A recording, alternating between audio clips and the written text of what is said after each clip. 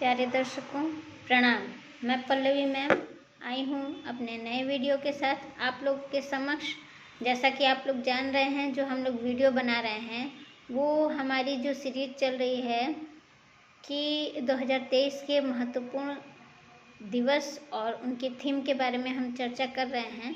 इससे पहले हम इस वीडियो के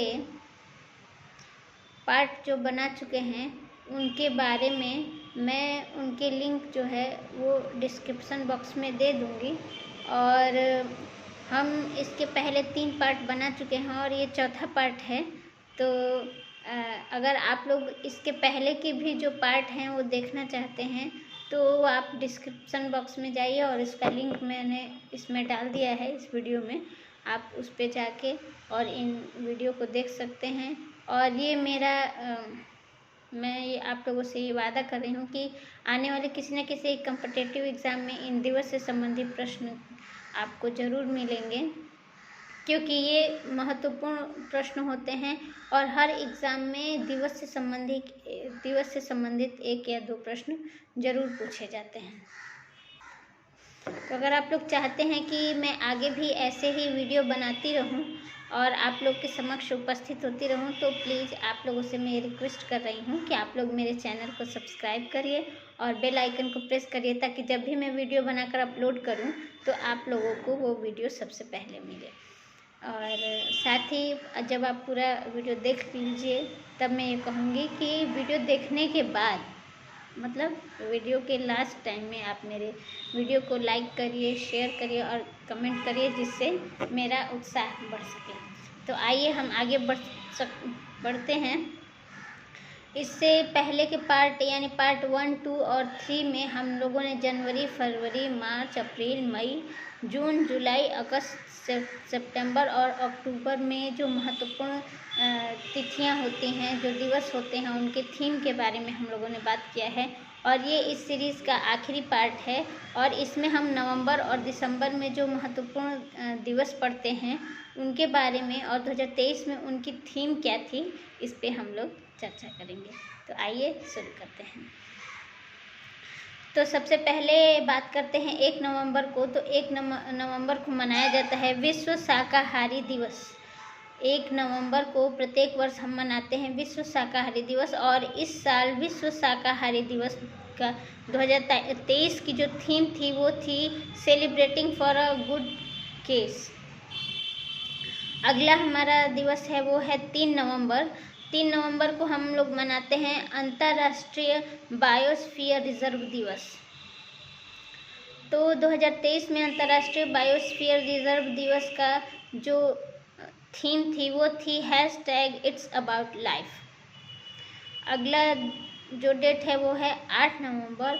और 8 नवंबर को हम सभी मनाते हैं विश्व रेडियोग्राफी दिवस। 8 नवंबर को हम लोग मनाते हैं विश्व रेडियोग्राफी दिवस। और 2023 में विश्व रेडियोग्राफी दिवस की जो थीम थी वो थी रोगी सुरक्षा का जश्न। आगे आते हैं 11 नवंबर को। और 11 नवंबर को मनाया जाता है राष्ट्रीय शिक्षा दिवस। ध्यान से सुनिएगा, 11 नवंबर को मनाया जाता है राष्ट्रीय शिक्षा दिवस। और राष्ट्रीय शिक्षा दिवस 2023 की जो थीम थी वो थी एक सतत भविष्य के लिए अभिनव शिक्षा। राष्ट्रीय शिक्षा दिवस 2023 की थीम थी एक सतत भविष्य के लिए अभिनव शिक्षा। अब आते हैं 16 नवंबर पर। और 16 नवंबर को मनाया जाता है राष्ट्रीय प्रेस दिवस।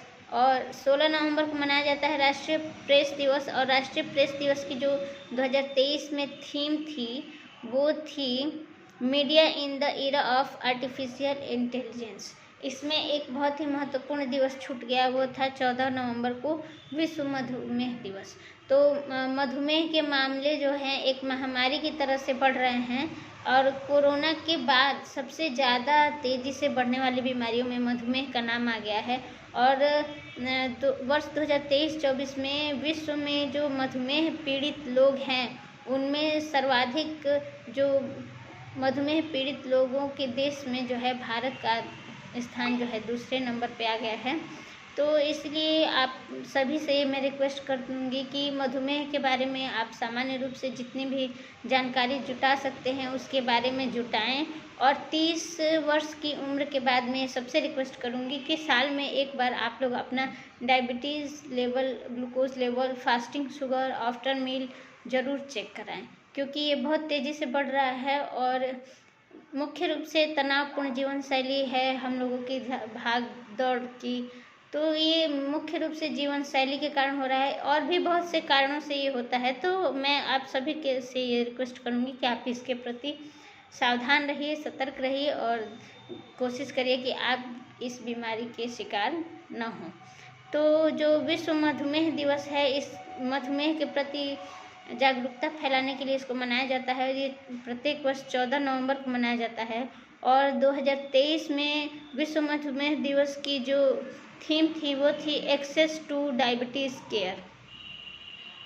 अब अगला हम आते हैं, 16 नवंबर को एक और दिवस मनाया जाता है, वो है अंतर्राष्ट्रीय सहिष्णुता दिवस। 16 नवंबर को एक और दिवस मनाया जाता है, वो है अंतर्राष्ट्रीय सहिष्णुता दिवस। और 2023 में जो अंतर्राष्ट्रीय सहिष्णुता दिवस थी उसकी जो थीम थी वो थी tolerance a path to peace and reconciliation. अब आते हैं 17 नवंबर पे, और 17 नवंबर को मनाया जाता है अंतर्राष्ट्रीय छात्र दिवस। तो 17 नवंबर को अंतर्राष्ट्रीय छात्र दिवस मनाया जाता है। और 2023 में अंतर्राष्ट्रीय छात्र दिवस की जो थीम थी वो थी learning beyond borders, a global perspective. अब आते हैं 19 नवंबर को, और 19 नवंबर को मनाया जाता है अंतर्राष्ट्रीय पुरुष दिवस। तो आप लोग जानते ही हैं कि महिलाओं के प्रति तो मतलब अत्याचारों के बारे में हम लोग हमेशा से बात करते आए हैं, लेकिन कभी कभी ऐसा होता है किसी किसी मामलों में कि पुरुष भी जो होते हैं वो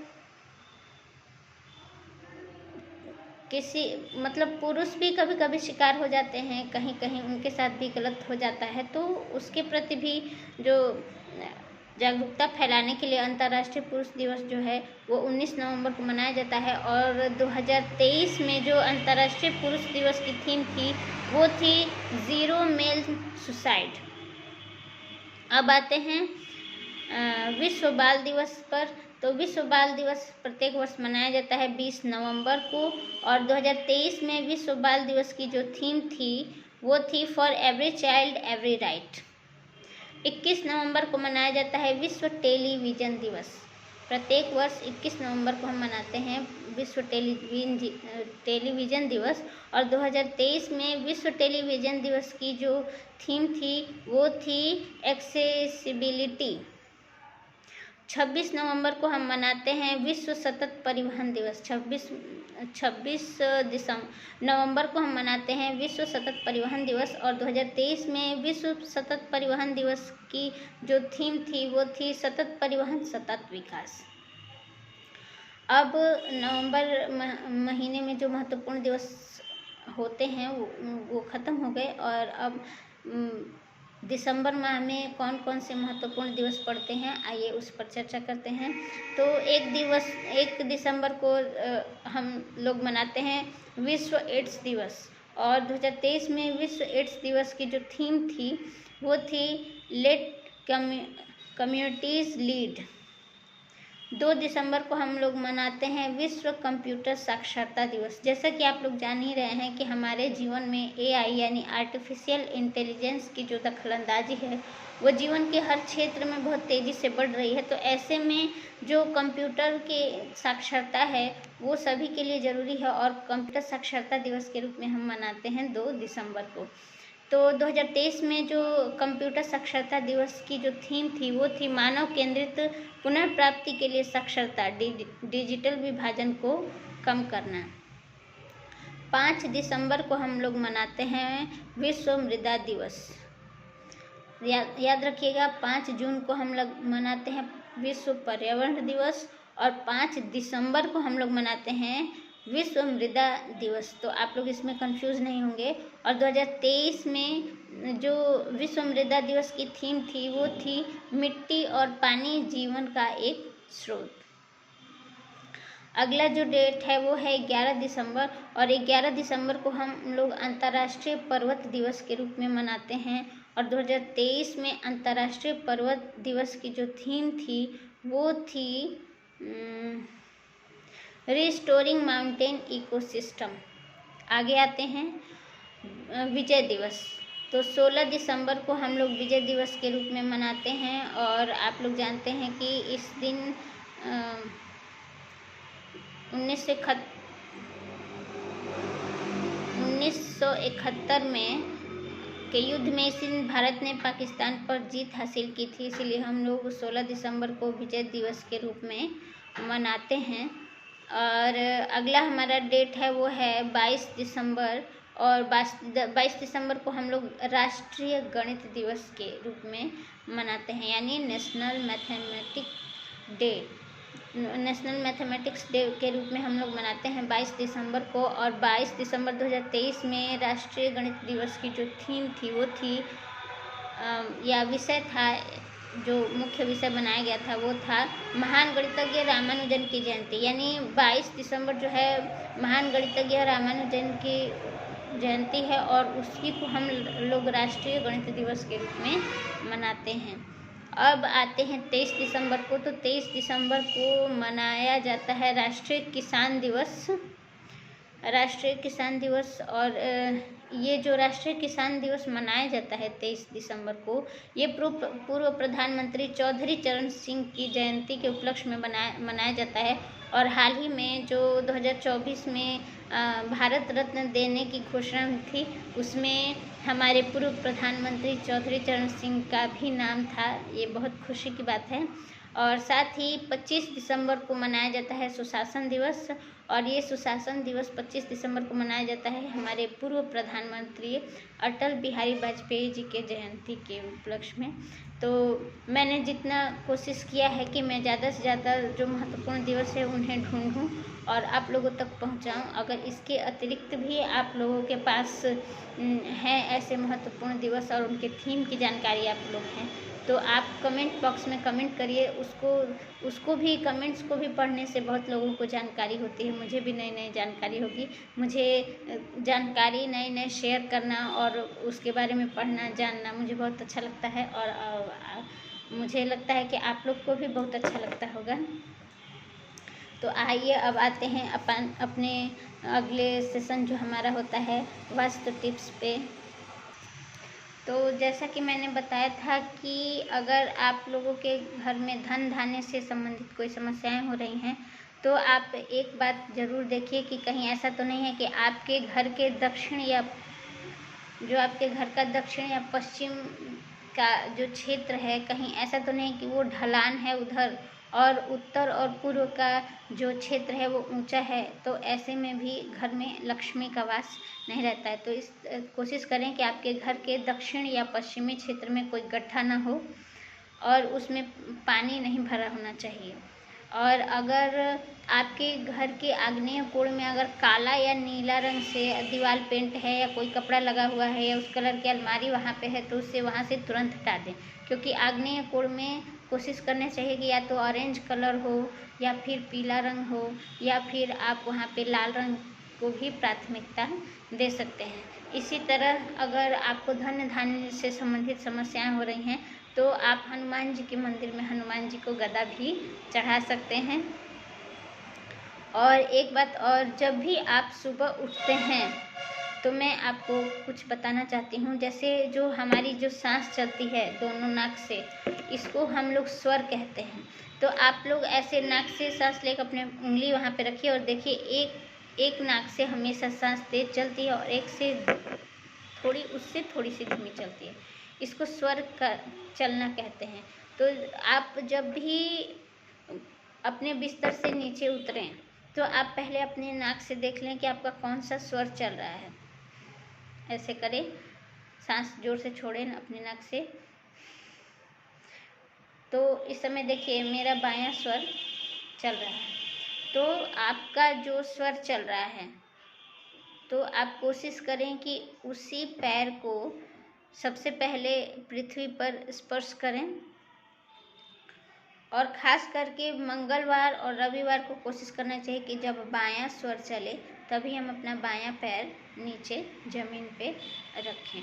अगर ऐसा नहीं हो रहा है तो आप 1-2 करवट बदल के थोड़ी देर 5 मिनट बाद भी मतलब ट्राई कर सकते हैं। और इसके अतिरिक्त के दिनों में जो भी है आपका जो स्वर चल रहा हो उस पैर को सबसे पहले पृथ्वी पर रखें और पृथ्वी माँ को प्रणाम अवश्य करें। और एक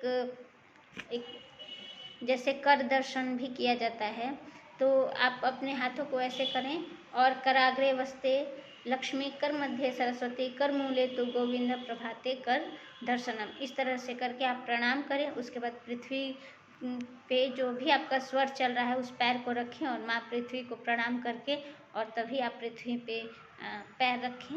ये भी एक अच्छा है, अपने जीवन में जो पॉजिटिविटी को बढ़ाने का एक तरीका है और इस तरीके से पॉजिटिव चीज़ें हमारे प्रति आकर्षित होती हैं। तो मैं ये आशा कर रही हूँ कि आप लोग को मेरा ये सेशन पसंद आया होगा। इसी के साथ मैं आप लोगों से फिर से निवेदन करूँगी कि लाइक करिए, शेयर करिए, कमेंट करिए, मेरे चैनल को सब्सक्राइब करिए और मेरा उत्साह बढ़ाइए ताकि मैं ऐसे ही वीडियो लेकर रोज़ रोज़ आप लोग के सामने उपस्थित होती रहूँ। प्रणाम।